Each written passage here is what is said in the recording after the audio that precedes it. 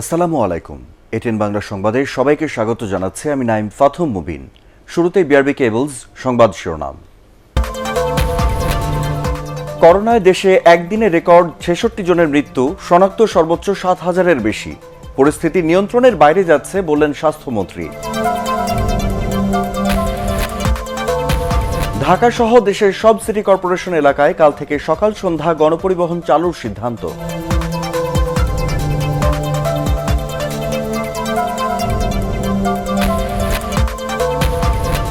Corona সংক্রমণ বাড়ায় কওমি মাদ্রাসা সহ দেশের সব মাদ্রাসা বন্ধ করার নির্দেশ শিক্ষা মন্ত্রণালয়ের।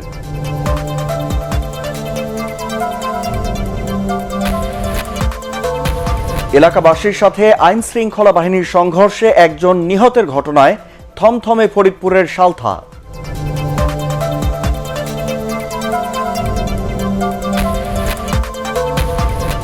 এবং উদ্ধার কাজ সমাপ্ত ঘোষণার পর নারায়ণগঞ্জের শীতলক্ষ্যায় লঞ্চডুবির ঘটনায় আরও ৫ জনের লাশ উদ্ধার, মোট মৃত ৩৫।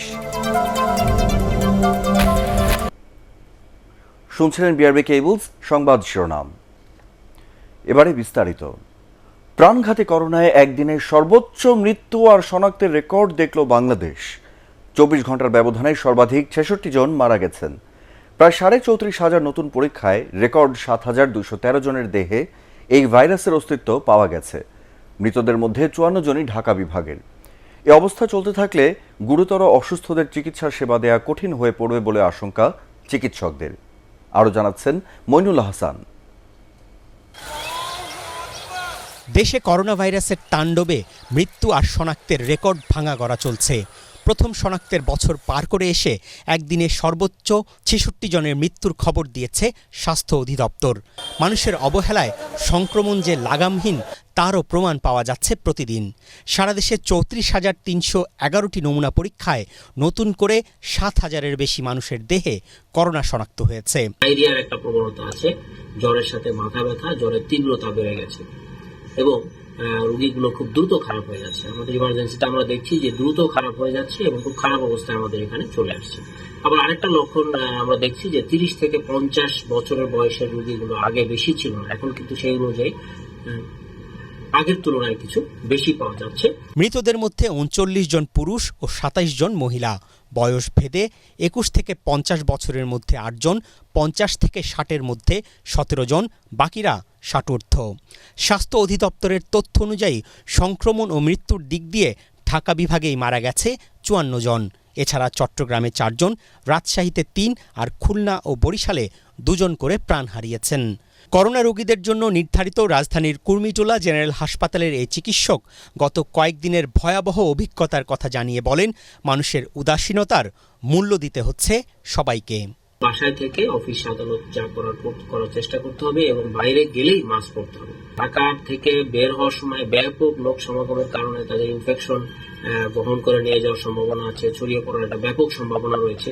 সেক্ষেত্রে আমরা বলবো যে বাসায় গেলে ৩ দিন স্বাস্থ্যবিধি খুব কঠিনভাবে মেনে চলতে হবে। বাসায়ও মাস্ক পরতে হবে, বাচ্চা এবং বয়স্কদের থেকে একটু দূরে দূরে থাকতে হবে এবং বাইরে বের হওয়া যাবে না। আর যদি ঢাকার বাইরে যাওয়ার সাথে সাথেই আপনার জ্বর বা হালকা মাথা ব্যথা বা সর্দি এই জাতীয় সমস্যা তৈরি হয় বা লুজ মোশন তৈরি হয়, সাথে সাথে আপনি আইসোলেশন মেনটেন করবেন, দ্রুত কোভিড টেস্ট করিয়ে ব্যবস্থাগুলো নিতে হবে। এ রিপোর্ট তৈরির সময় পর্যন্ত সরকারি হিসেবে রাজধানীর হাসপাতালে সাধারণ বেড খালি ছিল মাত্র ২৭২টি, আর সারা দেশে সে সংখ্যা ৫,০০০-এর মতো। মইনুল হাসান, এটিএন বাংলা, ঢাকা। যে হারে করোনা সংক্রমণ বাড়ছে তাতে পুরো রাজধানীকে হাসপাতাল বানালেও সামাল দেওয়া সম্ভব হবে না বলে মন্তব্য করেছেন স্বাস্থ্যমন্ত্রী জাহিদ মালেক। বিকেলে রাজধানীর মহাখালীতে করোনা চিকিৎসার জন্য তৈরি ঢাকা উত্তর সিটি কর্পোরেশন মার্কেট হাসপাতাল পরিদর্শন করে তিনি বলেন, হাসপাতালগুলোতে করোনা বেড ২৫০০ থেকে বাড়িয়ে ৬,০০০ করা হয়েছে। হুমায়ুন চিশতি রিপোর্ট। করোনা চিকিৎসার জন্য রাজধানীর মহাখালীর ডিএনসিসি মার্কেটকে হাসপাতালে রূপান্তর করা হয়েছে। মঙ্গলবার বিকেলে হাসপাতাল পরিদর্শন শেষে স্বাস্থ্যমন্ত্রী বলেন, গত মাস থেকে করোনা সংক্রমণ প্রায় ১০ গুণ বেড়েছে। সংক্রমণের এ হার কমানো না গেলে পরিস্থিতি সামাল দেওয়া যাবে না। মার্চ মাসের শুরু থেকে বাংলাদেশে করোনা বাড়তে শুরু করেছে, করোনার রোগীর সংখ্যা বাড়তে শুরু করেছে এবং বাড়তে বাড়তে আজকে 10 গুণ হয়ে গেছে সংক্রমণ। 10-11 গুণ বৃদ্ধি পাওয়া মানে 10-11 গুণ রোগীর সংখ্যাও বাড়বে। প্রত্যেক দিন যদি 500 থেকে 1000 রোগী বাড়ে, তাহলে পরে আমি যেটা বলেছি পুরা শহরকেও যদি আমরা হাসপাতালে কনভার্ট করি তাহলে সম্ভব হবে না। মন্ত্রী জানান, করোনা ভ্যাকসিনের দ্বিতীয় ডোজের চালান আগামী মাসের মধ্যে দেশে পৌঁছাবে বলে আশ্বস্ত করেছে ভারতের সিরাম ইনস্টিটিউট। অন্যান্য দেশ থেকেও টিকা আনার চেষ্টা চলছে।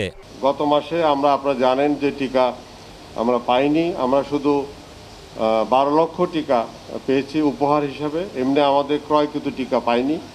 আমরা হয়তো আগামী এই মাসে, চলতি মাসে আমরা টিকা পাবো, এই কথা আমাদেরকে জানানো হয়েছে এবং সেটা আমরা কি 2-4 দিনের মধ্যে একটা কনফার্ম নিউজ আমরা আশা করি এবং আমরা প্রতিনিয়ত তাগাদা দিচ্ছি। শুধু তাই নয়, আমরা এখানে টিকা প্রস্তুত করার জন্যে যা ব্যবস্থা লাগে সেটাও আমরা শুরু করেছি অলরেডি। নতুন এ হাসপাতালে একসাথে 1200 করোনা রোগীর চিকিৎসা দেওয়া যাবে। সেখানে 200 আইসিইউ বেডের ব্যবস্থা করা হচ্ছে বলেও জানান স্বাস্থ্যমন্ত্রী। হুমায়ুন চিস্তি, এটিএন বাংলা, ঢাকা। লকডাউনের মধ্যেও ঢাকা সহ দেশের সব সিটি কর্পোরেশন এলাকায় গণপরিবহন চালুর সিদ্ধান্ত নিয়েছে সরকার। তবে দূরপাল্লার কোনো যানবাহন নগরে ঢুকতে বা বের হতে পারবে না। এদিকে লকডাউনের দ্বিতীয় দিনেও নিয়ম নীতির তোয়াক্কা না করে বাইরে বের হয়েছেন সাধারণ মানুষ। সব অফিস খোলা থাকায় সড়কে দেখা যায় বিশৃঙ্খলা। আরও জানাচ্ছেন শফিকুল ইসলাম শামীম। সকাল 6টা থেকে সন্ধ্যা 6টা পর্যন্ত ঢাকা, চট্টগ্রাম সহ দেশের সব সিটি কর্পোরেশন এলাকায় গণপরিবহন সার্ভিস চালু থাকবে। সড়ক পরিবহন ও সেতুমন্ত্রী ওবায়দুল কাদের জানান, সমন্বয় করা ভাড়ার বেশি আদায় করা যাবে না, তবে বন্ধ থাকবে দূরপাল্লার বাস। ঢাকা মহানগর সহ সিটি কর্পোরেশন এলাকাধীন সড়কে সকাল 6টা থেকে সন্ধ্যা 6টা পর্যন্ত অর্ধেক আসন খালি রেখে গণপরিবহন চলাচল করতে পারবে। এদিকে লকডাউনের দ্বিতীয় দিনে রাজধানীর সড়কগুলিতে অফিসগামী মানুষের ব্যস্ততা ছিল স্বাভাবিক দিনের মতোই। বাস না চললেও প্রাইভেট কার, মাইক্রোবাস, মোটরসাইকেলের পাশাপাশি ভিআইপি সড়কগুলোতে ঝুঁকি নিয়ে চলেছে রিকশাও। আমি দেখছি না যে মানুষ স্বাস্থ্যবিধি মানছে। আমার দেখা চোখে আমি দেখছি সবাই স্বাস্থ্যবিধিটাকে এড়িয়ে চলছে আর কি। 21 বই মেলা আবার খোলা, মেলা যদি খোলা রাখতে পারে আমার কেন সাধারণ জনগণ যারা আমাদের ক্রেতা বিক্রেতা তারা পাচ্ছে না, ক্ষুধার্ত না, রিক্সা চালক সে নিজের তাগিদে সে রিক্সায় বেরোতে হচ্ছে। ঢাকার বাইরে থেকে আসা ছোট ছোট গাড়িগুলো আটকে দেয় পুলিশ। পিকআপ ভ্যানে যাত্রী বহন করায় অনেক গাড়ি আটকে দেওয়া হয়। নগরবাসীর দাবি, অফিস খোলা থাকায় যে কোনো উপায়ে অফিসে যেতে মরিয়া কর্মজীবী মানুষ, তাই স্বাস্থ্যবিধি ভঙ্গ হচ্ছে প্রতি মুহূর্তে। গণপরিবহন বন্ধ রাখছে কিন্তু অফিস আদালত খোলা রাখছে, সেই ক্ষেত্রে তো স্বাস্থ্যবিধি মানার কোনো ব্যবস্থাই নাই। লকডাউন করতেন, সব করতেন, একসাথে করতেন, তাহলে আমরা আজকে এই বোঝে আমরা নামতে পারতাম না, রাস্তায় নামা লাগতো না আমাদের। সরকার স্বাস্থ্যবিধি মানার ক্ষেত্রে কড়াকড়ি আরোপের পরেও সড়কের এমন অবস্থা হতাশ করেছে সবাইকে। সকাল থেকে সন্ধ্যা রাজধানীর সর্বত্রই মানুষের আনাগোনা, কেউ মানছেন না স্বাস্থ্যবিধি, আর এগুলো তদারকিও করা হচ্ছে না কঠোরভাবে। তবে বিশেষজ্ঞরা মনে করছেন, নিজে সচেতন না হলে এই সংক্রমণ ঠেকানো সম্ভব হবে না। শফিকুল ইসলাম শামীম, এটিএন বাংলা, ঢাকা। করোনা ভাইরাসের সংক্রমণ বেড়ে যাওয়ায় কওমি মাদ্রাসা সহ দেশের সব আবাসিক ও অনাবাসিক মাদ্রাসা বন্ধ করার নির্দেশনা দিয়েছে শিক্ষা মন্ত্রণালয়। তবে এতিমখানাগুলোকে এই নির্দেশনার বাইরে রাখা হয়েছে। শিক্ষা মন্ত্রণালয়ের এক প্রজ্ঞাপনে বলা হয়, সরকার আগামী 22 মে পর্যন্ত দেশের সব শিক্ষা প্রতিষ্ঠান বন্ধ ঘোষণা করলেও কিছু আবাসিক ও অনাবাসিক মাদ্রাসা খোলা রয়েছে। এটি করোনা ভাইরাস সংক্রমণের জন্য অত্যন্ত ঝুঁকিপূর্ণ উল্লেখ করে মাদ্রাসা বন্ধের নির্দেশনা দেওয়া হয়। এই নির্দেশকে সহজভাবে না দেখারও অনুরোধ করা হয় প্রজ্ঞাপনে।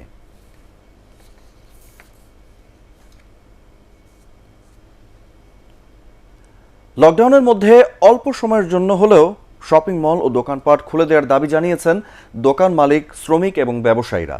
তাদের মতে, রোজা ও ঈদের আগে সবকিছু খোলা রেখে শুধু শপিং মল বন্ধ রাখায় আর্থিক ক্ষতির পরিমাণ বাড়ছে। এ অবস্থায় শতভাগ স্বাস্থ্যবিধি মানার দায়বদ্ধতা বাড়িয়ে লকডাউনের মধ্যে দোকান খুলে দেওয়ার দাবি জানিয়েছে ঢাকা চেম্বার। শারফুল আলমের রিপোর্ট। লকডাউনের দ্বিতীয় দিন, বন্ধ রাজধানীর দোকানপাট, শপিং মল সহ সব ধরনের ব্যবসা প্রতিষ্ঠান। শপিং মল খোলার আশায় আজও রাজধানীর বিভিন্ন বিপণী বিতানের সামনে ভিড় কর্মীদের। সেখানে মানা হচ্ছে না স্বাস্থ্যবিধি। কবে চালু হবে এসব দোকানপাট, ব্যবসা বাণিজ্য, তা নিয়েও ভাবছেন তারা। কাজ বন্ধ থাকায় আয় কমছে, সংখ্যা বাড়ছে পরিবার পরিজন নিয়ে।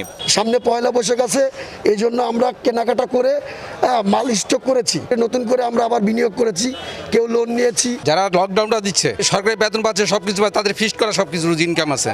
আমাদের কোনো ফিক্সড রুজি নেই, আমরা ব্যবসা করি খাই। লকডাউনে স্বাস্থ্যবিধি মেনে চলছে অফিস, কলকারখানা। স্বাস্থ্যবিধি মেনে বিপণী বিতান চালু করতে চান ব্যবসায়ীরা, এই জন্য সরকারের সাথে আলোচনা চলছে বলেও জানান তারা।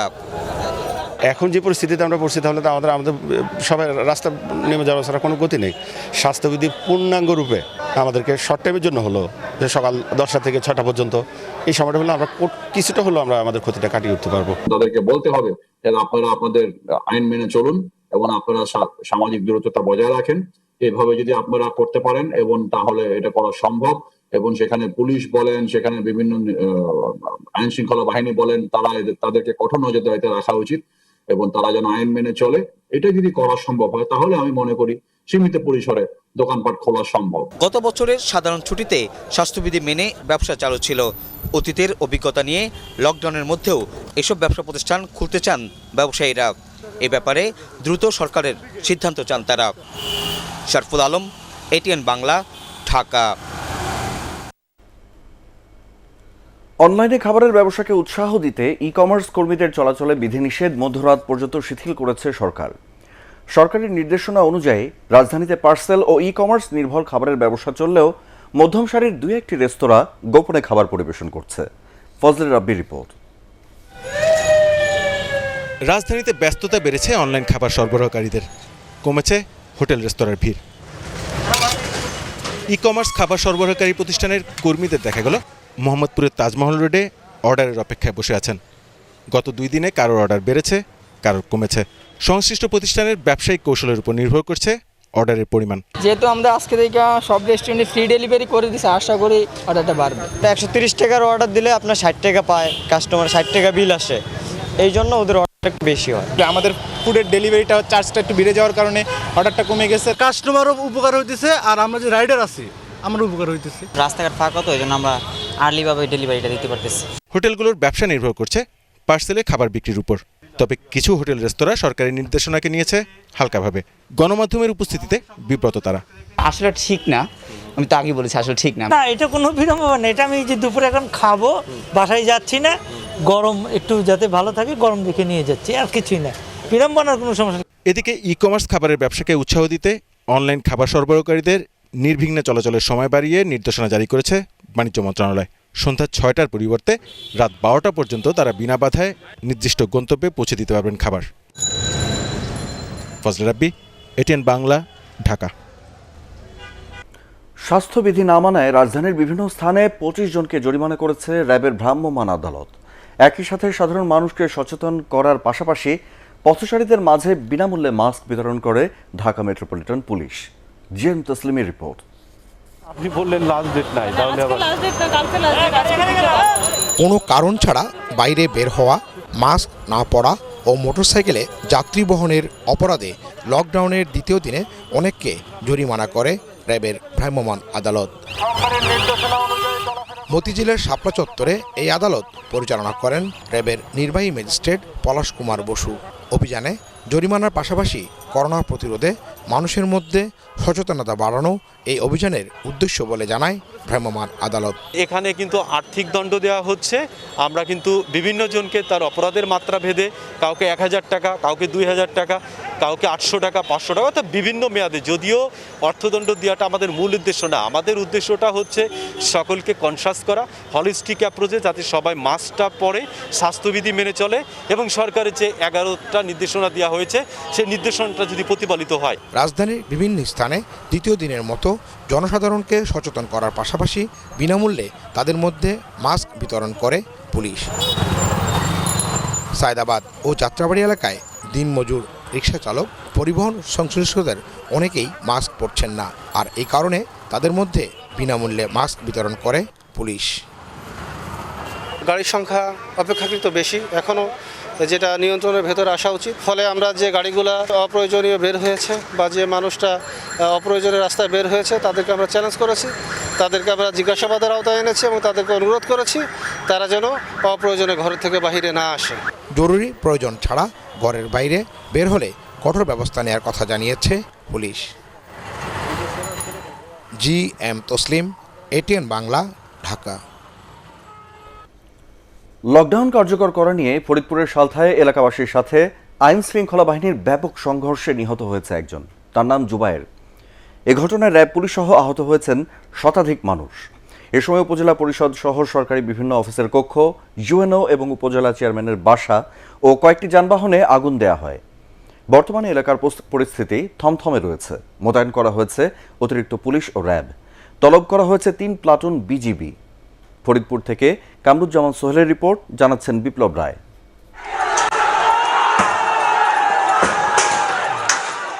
লকডাউন কার্যকর করতে সোমবার বিকেলে সালথার ফুকরা বাজারে গিয়ে দোকানপাট বন্ধ করতে বলেন এসিল্যান্ড হীরামণি।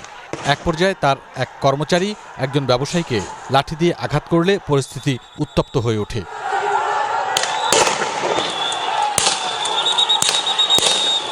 পরে পুলিশ গিয়ে লোকজনকে সরিয়ে দেওয়ার চেষ্টা করলে শুরু হয় সংঘর্ষ।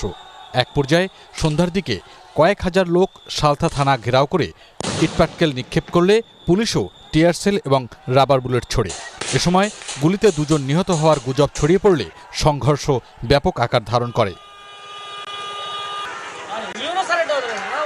প্রায় 5 ঘন্টা ধরে চলা সংঘর্ষের সময় বিক্ষুব্ধরা উপজেলা পরিষদ, ইউনো এবং এসিল্যান্ডের কার্যালয় সহ সরকারি বেশ কয়েকটি কক্ষ আগুনে পুড়িয়ে দেয়। খবর পেয়ে ফরিদপুর, মাদারীপুর ও গোপালগঞ্জ থেকে অতিরিক্ত পুলিশ এবং র্যাব গিয়ে কয়েকশো রাউন্ড গুলি, কাঁদানে গ্যাসের শেল এবং সাউন্ড গ্রেনেড ছুড়ে পরিস্থিতি নিয়ন্ত্রণে আনে। খালি চিল্লাচিল্লি শব্দ শুনতেছি, পরে মানে আতঙ্ক, হঠাৎ করে লোকজন এসে ইট পাটকেল মারে এমন কথা যে ভাঙচুর শুরু হয়েছে। 30 মিনিট পরে আসতো হয়তো এই গ্রিল দরজা হয়তো থাকতো না, হয়তো আমাদের জীবন মানে আমরা যে স্বাভাবিক আছি হয়তো এইভাবে নাও থাকতে পারতাম। এই ঘটনা পরিকল্পিত বলে জানিয়েছেন উপজেলা চেয়ারম্যান। এছাড়া হামলায় জড়িতদের দ্রুত আটকের চেষ্টা চলছে বলেও জানান পুলিশ সুপার। অফিসে আমাদের 3-4টা দপ্তর, প্রায় 2-3 কোটি টাকা ক্ষতি হয়েছে আমার উপজেলায়। স্থানীয় অনেক লোক বিভিন্ন এলাকা থেকে এসে সমবেত হয় এবং তারা উপজেলা প্রশাসন, উপজেলা অফিসের দিকে অগ্রসর হতে থাকে। তৎপ্রেমিতে পুলিশ, থানা পুলিশ তাদের যে জনবল ছিল তার মাধ্যমে প্রাথমিক পর্যায়ে তাদেরকে প্রতিরোধের চেষ্টা করে। সংঘর্ষের ঘটনায় নিরীহ কেউ যেন হয়রানির শিকার না হন সে বিষয়ে দৃষ্টি দিতে প্রশাসনের প্রতি অনুরোধ জানিয়েছেন স্থানীয়রা। বিপ্লব রায়, ATN বাংলা। করোনা মোকাবেলার পাশাপাশি উগ্র সাম্প্রদায়িক গোষ্ঠীর অপতৎপরতা প্রতিরোধ করাই সরকারের জন্য সবচেয়ে বড় চ্যালেঞ্জ বলে মন্তব্য করেছেন আওয়ামী লীগ সাধারণ সম্পাদক ওবায়দুল কাদের। এসব চ্যালেঞ্জ মোকাবেলায় দলীয় নেতাকর্মীদের আরও ঐক্যবদ্ধ হওয়ার তাগিদ দেন তিনি। রাজধানীর সরকারি বাসভবন থেকে ভার্চুয়ালি কক্সবাজার লিংক রোডের উদ্বোধনকালে তিনি এসব কথা বলেন। এ সময় করোনা সংক্রমণ রোধে ঢিলেঢালাভাবে লকডাউন পালন করা থেকে বিরত থাকতে সাধারণ মানুষের প্রতি আহ্বান জানান ওবায়দুল কাদের। সরকারের সামনে এখন 2টি চ্যালেঞ্জ। একটি হচ্ছে করোনা সংক্রমণ বৃদ্ধি মোকাবিলা, আরেকটি হচ্ছে উগ্র সাম্প্রদায়িক গোষ্ঠীর অপতৎপরতা প্রতিরোধ করা। এই 2 চ্যালেঞ্জ মোকাবিলায় সরকারি কাজের সুসমন্বয় যেমন জরুরি, তেমনি দলের ঐক্য আরও সুসংহত করা আশু জরুরি কর্তব্য হয়ে দাঁড়িয়েছে।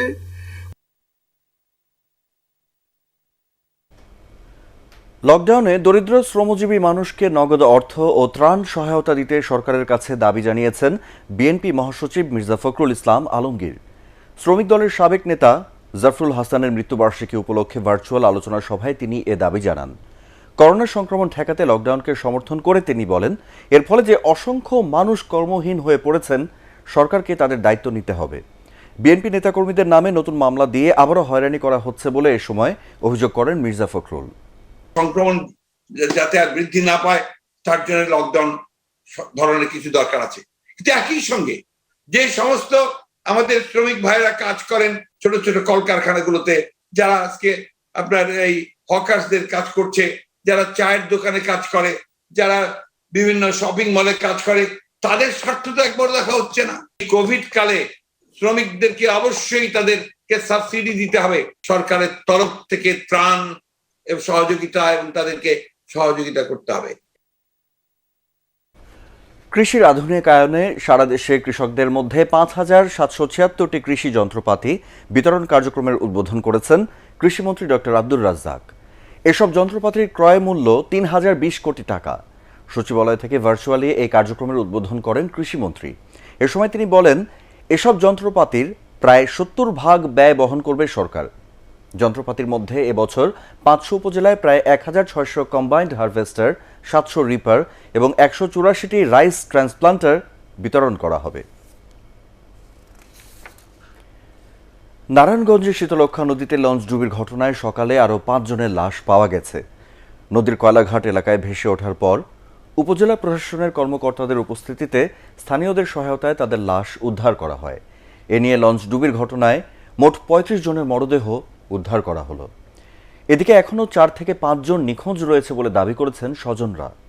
এর আগে সোমবার দুপুরে লঞ্চটি উদ্ধারের পর ২২ জনের মরদেহ উদ্ধার করা হয়। রোববার সন্ধ্যায় কার্গো জাহাজের ধাক্কায় অর্ধ শতাধিক যাত্রী নিয়ে মাঝ নদীতে ডুবে যায় এমভি রাবিত আল হাসান নামের লঞ্চটি। দিন পর্যন্ত আমরা ২৯টি লাশ তাদের স্বজনদের কাছে হস্তান্তর করতে পেরেছি এবং আজকে ভোর থেকে আরো 5টি লাশ উদ্ধার হয়েছে।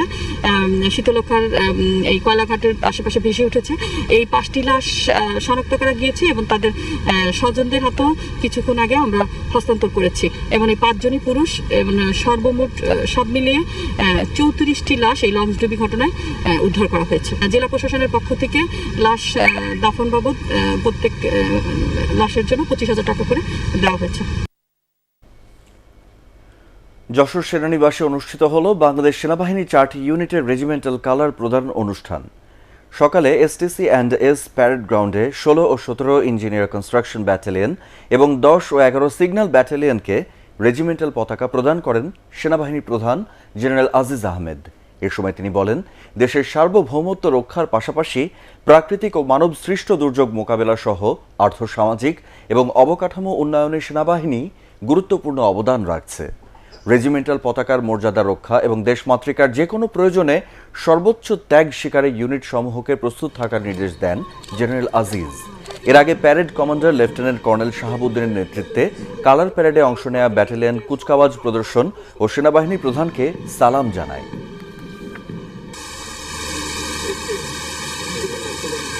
এটি অত্যন্ত গর্বের বিষয় যে বাংলাদেশ সেনাবাহিনীর 34 ইঞ্জিনিয়ার কনস্ট্রাকশন ব্রিগেডের অধীনস্থ 16 ও 24 ইঞ্জিনিয়ার কনস্ট্রাকশন ব্রিগেডের অধীনস্থ 17 ইসিবি এবং 86 স্বতন্ত্র সিগন্যাল ব্রিগেডের অধীনস্থ 10 ও 11 সিগন্যাল ব্যাটালিয়ন আজ সম্মানজনক রেজিমেন্টাল কালার অর্জন করেছে। দেশের বেশিরভাগ এলাকায় লকডাউন চলছে ঢিলে ঢালাভাবে। চট্টগ্রামে সকালের দিকে যান চলাচল কম থাকলেও বেলা বাড়ার সাথে সাথে নগরীর সড়কগুলোর রিকশা ও ব্যক্তিগত যানবাহনের দখলে চলে যায়। প্রয়োজনের তাগিদে যারা ঘর থেকে বের হয়েছেন, গণপরিবহন সংকটের কারণে তাদের পড়তে হয়েছে ভোগান্তিতে। লকডাউনের কারণে বন্ধ ছিল শপিং মল আর হোটেল রেস্তোরাঁ। খুলনায় সড়কে যানবাহন চলাচল বেড়েছে। মাস্ক ছাড়া ঘরে বাইরে আসা 104টি মামলায় 91,700 টাকা জরিমানা আদায় করেছে জেলা প্রশাসনের ভ্রাম্যমাণ আদালত। কুষ্টিয়ায় সকাল থেকেই শহরের পৌর বাজার সহ সব কাঁচা বাজারে দেখা গেছে মানুষের উপচে পড়া ভিড়। জেলায় বাস চলাচল বন্ধ থাকলেও truck, covered van, private car ও ব্যাটারি চালিত রিক্সা চলছে আগের মতোই। সিরাজগঞ্জে দূরপাল্লার বাস চলাচল বন্ধ থাকলেও বঙ্গবন্ধু সেতু পশ্চিম সংযোগ মহাসড়ক, হাটিকুমরুল বনপাড়া মহাসড়কে পণ্যবাহী ট্রাক চলাচল স্বাভাবিক রয়েছে। চলছে কিছু যাত্রীবাহী বাসও। স্বাস্থ্যবিধি মেনে দোকান চালু রাখার দাবিতে মানববন্ধন ও বিক্ষোভ করেছেন দোকান মালিক এবং শ্রমিকরা।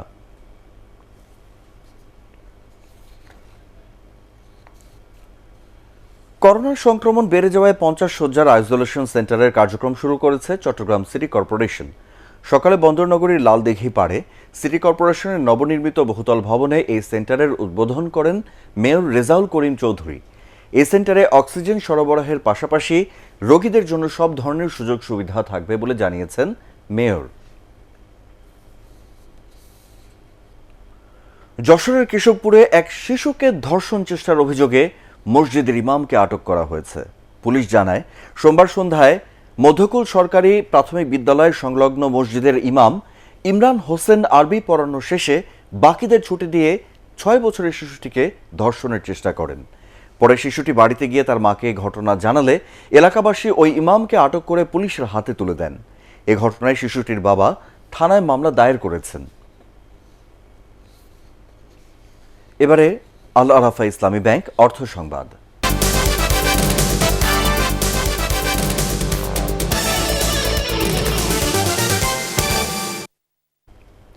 দেশের 1 নম্বর skin care brand Glow and লাভলির নতুন মুখ হতে যাচ্ছেন Sabila Noor. Glow and Lovely multivitamin ক্রিমের নতুন বিজ্ঞাপনে কাজ করার মাধ্যমে ব্র্যান্ডটির সাথে যাত্রা শুরু করেছেন সাবিলা। ব্র্যান্ড হিসেবে সবসময় নারীদের সাহস ও আত্মবিশ্বাসকে সেলিব্রেট করে গ্লো অ্যান্ড লাভলি।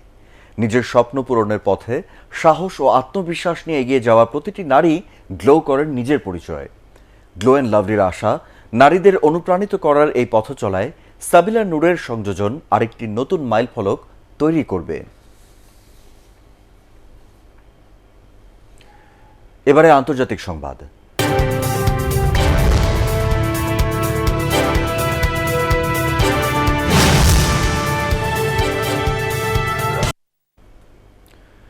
যুক্তরাষ্ট্রের টেক্সাসের অ্যালান শহরের একটি বাড়ি থেকে একই পরিবারের 6 বাংলাদেশির লাশ উদ্ধার করেছে পুলিশ।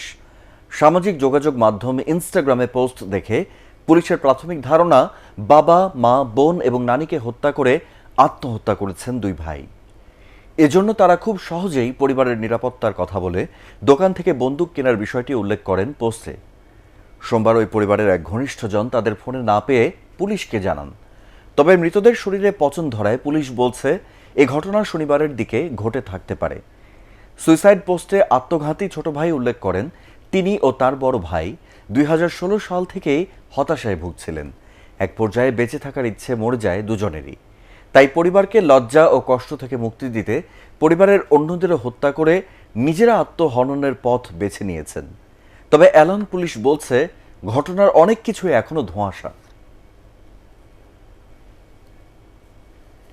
বন্যা ও ভূমিধসে ইন্দোনেশিয়া এবং পূর্ব তিমুরে মৃতের সংখ্যা 157 ছাড়িয়েছে। সেরোজা নামের সাইক্লোনে দেশ দুটিতে এখনও নিখোঁজ রয়েছেন অনেকে। গৃহহীন হয়ে পড়েছেন হাজার হাজার মানুষ। ইন্দোনেশিয়ার দুর্যোগ ব্যবস্থাপনা সংস্থা জানিয়েছে পূর্ব তিমুরের কাছে একটি প্রত্যন্ত দ্বীপপুঞ্জেই 130 জনের প্রাণহানি ঘটেছে। এদিকে পূর্ব তিমুরের সরকারিভাবে 27 জনের মৃত্যুর কথা জানানো হয়েছে। ভয়াবহ দুর্যোগের পর বিদ্যুৎ বিচ্ছিন্ন হয়ে পড়েছে এলাকা। গাছপালা উপড়ে ও রাস্তাঘাট ভেঙে যাওয়ায় উদ্ধার কাজ ব্যাহত হচ্ছে। ভারতের 5 অঙ্গরাজ্য বিধানসভা নির্বাচনের ভোটগ্রহণ অনুষ্ঠিত হয়েছে। এর মধ্যে পশ্চিমবঙ্গে অনুষ্ঠিত হল তৃতীয় দফা ভোটগ্রহণ। এই দফাতেও 31 আসনে ক্ষমতাসীন তৃণমূল কংগ্রেসের প্রধান প্রতিদ্বন্দ্বী বিজেপি। এ রাজ্যে আরও 5 ধাপের নির্বাচন বাকি রয়েছে। অন্যদিকে আসামে হল তৃতীয় ও শেষ দফা ভোটগ্রহণ। এছাড়া কেরালা, তামিলনাড়ু এবং পন্ডিচেরিতে অনুষ্ঠিত হয় প্রথম দফা বিধানসভা নির্বাচন। সব মিলিয়ে ভোটাধিকার প্রয়োগ করেছেন 5 অঙ্গরাজ্যের 20 কোটিরও বেশি ভোটার। এর মধ্যে সবচেয়ে আলোচনায় রয়েছেন তামিলনাড়ুর নির্বাচন। 5 অঙ্গরাজ্যের ভোটের ফলাফল জানা যাবে আগামী 2 মে। করোনায় আক্রান্তদের সহায়তায় ফ্রি অ্যাম্বুলেন্স সার্ভিস চালু করেছে স্বেচ্ছাসেবক লীগ। রাজধানী কলাবাগানে এই কার্যক্রমের উদ্বোধন করেন আওয়ামী লীগের যুগ্ম সাধারণ সম্পাদক আফম বাহাউদ্দিন নাসিম। এ সময় তিনি বলেন, ঢাকা ও আশপাশের জেলাগুলোতে যে কেউ করোনা আক্রান্ত রোগী এবং লাশ বহনে এসব অ্যাম্বুলেন্স ব্যবহার করতে পারবেন।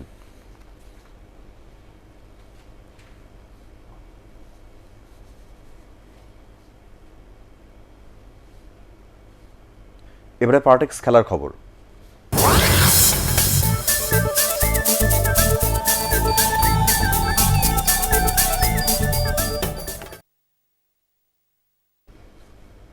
বাংলাদেশ ফুটবল ফেডারেশনের অনুদান বন্ধ করে দিয়েছে বিশ্ব ফুটবলের নিয়ন্ত্রক সংস্থা ফিফা। একটি গণমাধ্যমে দেওয়া সাক্ষাৎকারে বিষয়টি নিশ্চিত করেছেন বাফুফের সিনিয়র সহ সভাপতি আব্দুস সালাম মুর্শেদি।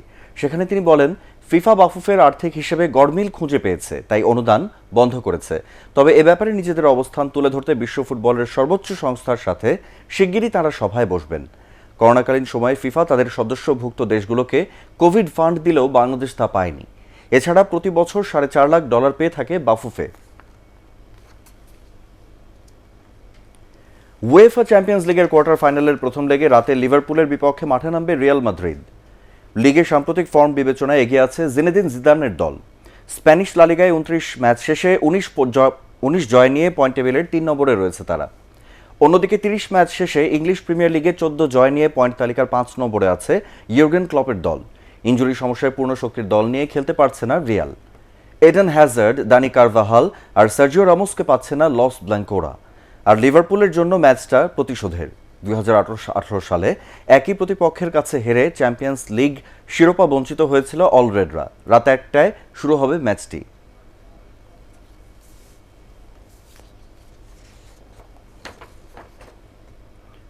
বঙ্গবন্ধু নবম বাংলাদেশ গেমস সাঁতার প্রতিযোগিতায় সেরা হয়েছে বাংলাদেশ সেনাবাহিনী, বাংলাদেশ নৌবাহিনী। দেশসেরা আর্চার রোমান সানার ব্যর্থতার মধ্য দিয়ে শেষ হলো আর্চারি প্রতিযোগিতা। আর পুরুষ ফুটবলের ফাইনালে উঠেছে বাংলাদেশ সেনাবাহিনী। বিস্তারিত জানাচ্ছেন পরাগ আরমান। নৌবাহিনীর আধিপত্যের মধ্য দিয়ে শেষ হলো বঙ্গবন্ধু নবম বাংলাদেশ গেমস সাঁতার প্রতিযোগিতা।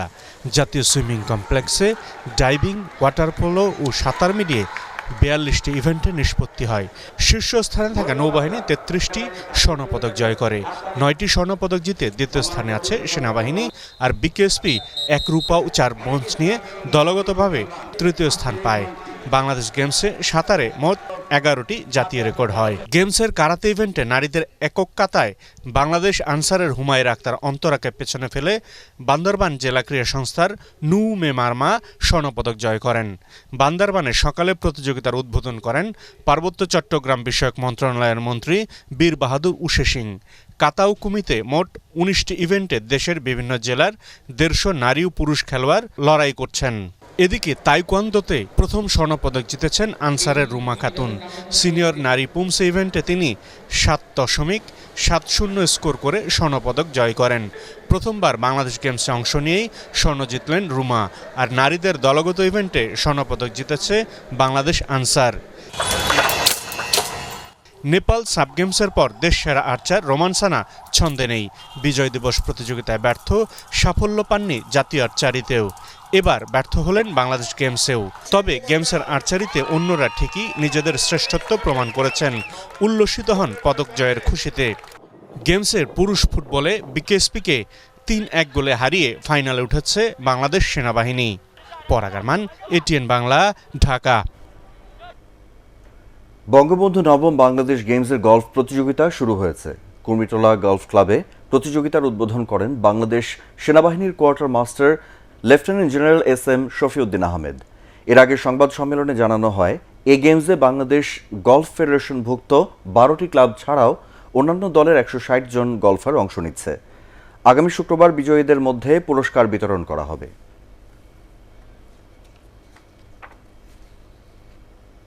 শেষ করার আগে বিআরবি কেবলস সংবাদ শিরোনাম আরেকবার। করোনায় দেশে একদিনে রেকর্ড 66 জনের মৃত্যু, শনাক্ত সর্বোচ্চ 7,000-এর বেশি। পরিস্থিতি নিয়ন্ত্রণের বাইরে যাচ্ছে বললেন স্বাস্থ্যমন্ত্রী।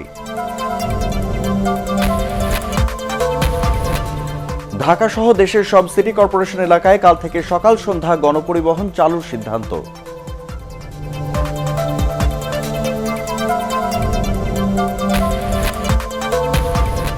করোনা সংক্রমণ বাড়ায় কওমি মাদ্রাসা সহ দেশের সব মাদ্রাসা বন্ধ করার নির্দেশ শিক্ষা মন্ত্রণালয়ের।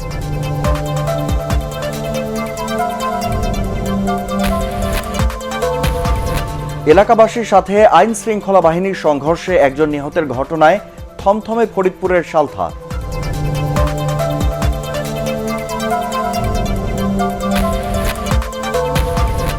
এবং উদ্ধার কাজ সমাপ্ত ঘোষণার পর নারায়ণগঞ্জের শীতলক্ষ্যায় লঞ্চডুবির ঘটনায় আরো 5 জনের লাশ উদ্ধার, মোট মৃত 35।